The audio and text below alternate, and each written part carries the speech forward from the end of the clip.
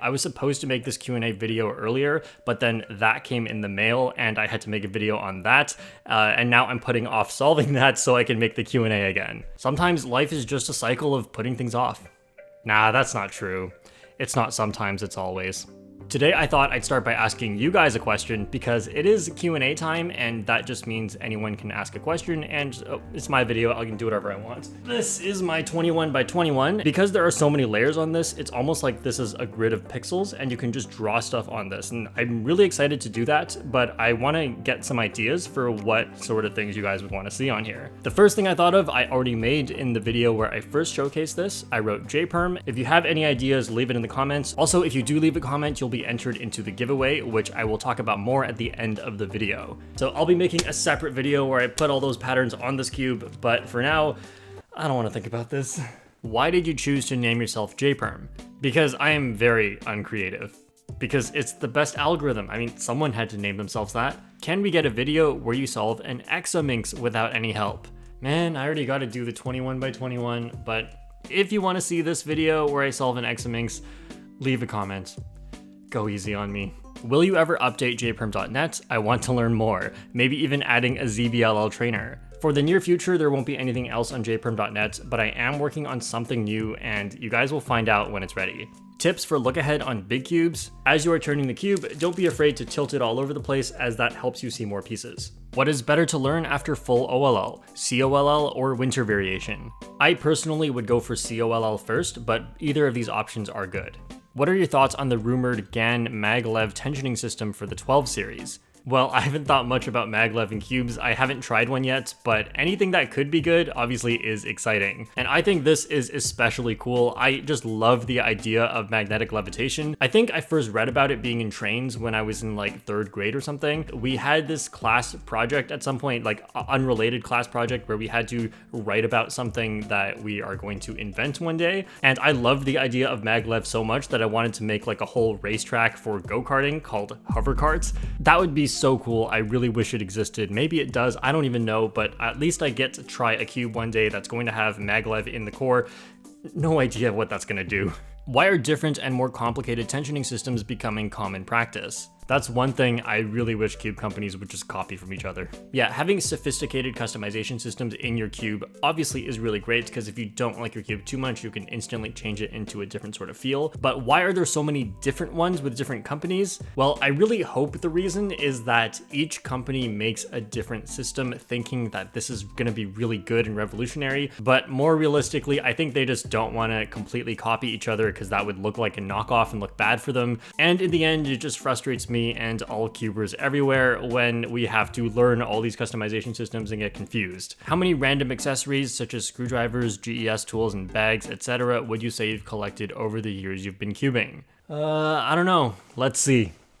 This is the box I keep all my extra accessories in. I actually throw out most of the things I get, but these are just the ones that I've kept from the first box. What, you thought that was it?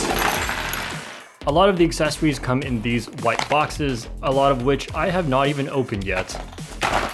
And drawstring bags, I got a lot of these. Sometimes a drawstring bag just to keep more stuff in, but there's just too much stuff.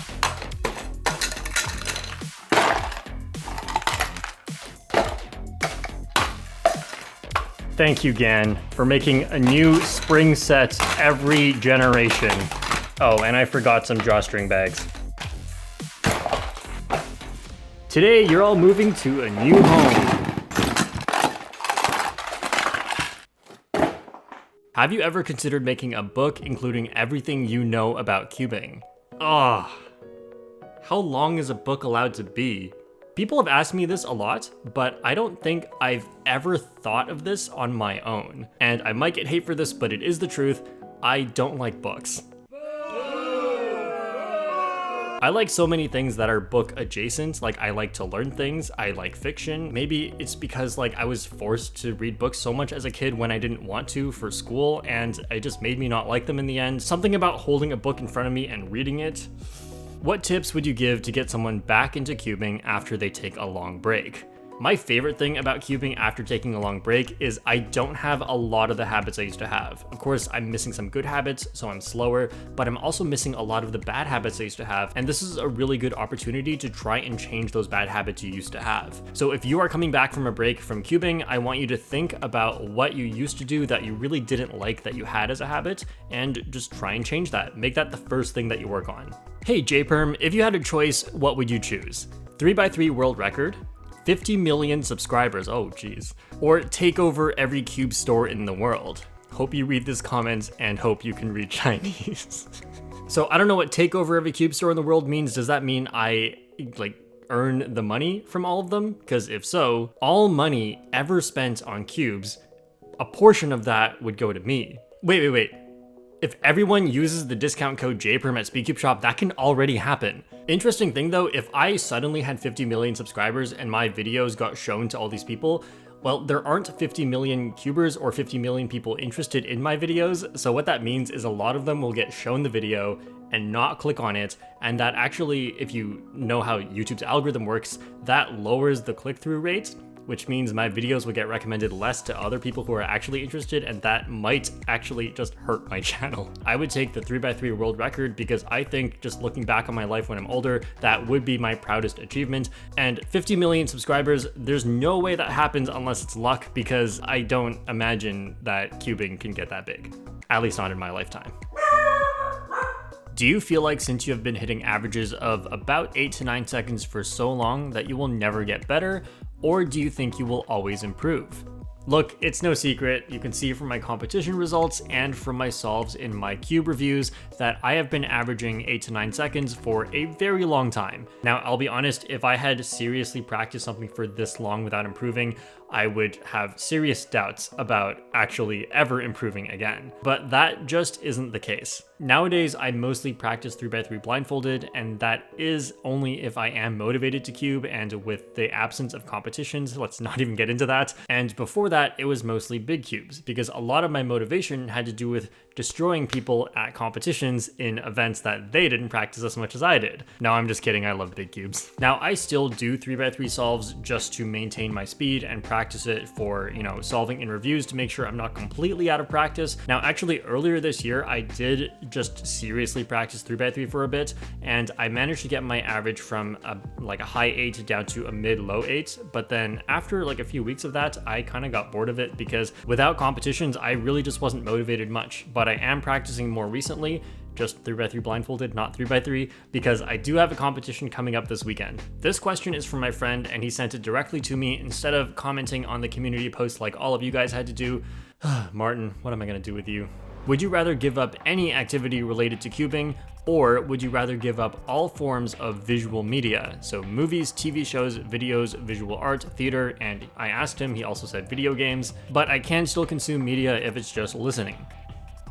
As I'm thinking about this, I think the craziest part about this is I would actually be okay giving up all forms of visual media, because I can still go play sports, I like board games, there are a lot of things that I could still do. Movies, I watch one a month. TV shows, I've seen a few recently, but if you go back a year, I think I went for 5 years straight without seeing one. Not being allowed to play video games though, I would not be able to play Smash Bros anymore, or I guess made that Mario Kart video, which I played Mario Kart for once out of 10 years, and I get to keep my job and still listen to music and podcasts, which I love. But with that being said, I think I would still give up cubing over visual media. I mean, when I'm older, let's say I can't play sports anymore, what am I gonna do? I'm gonna need video games one day.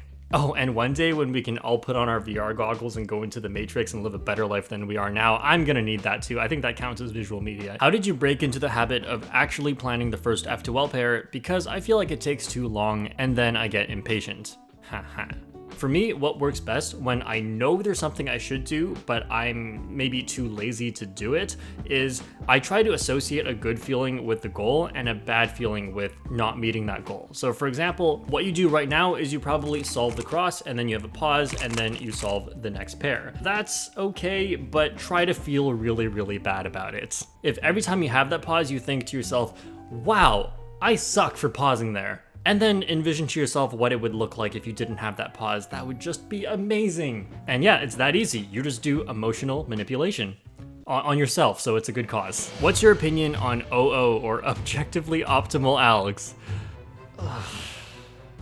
And with that, we are done! For this giveaway, Speedcube Shop and I will be teaming up to bring you signed Jperm mats and a Jperm cube, the full Jperm set. Cameron said he'll fly me out to Speedcube Shop just to sign a bunch of products, and he'll fly me right back. So basically what I did 2 years ago. And for this giveaway, there will be 10 winners. All you have to do to enter is leave a comment, like the video, and subscribe. Oh, I'm so not used to saying all those things, but yeah, like, comment, and subscribe. And thank you to Speedcube Shop for sponsoring this giveaway as always, and if you buy anything, make sure you use the discount code Jperm. I will pick the winners in a video that will come out in about 2 weeks, so stay tuned for that. And as always, thanks for watching, and I'll see you all next time.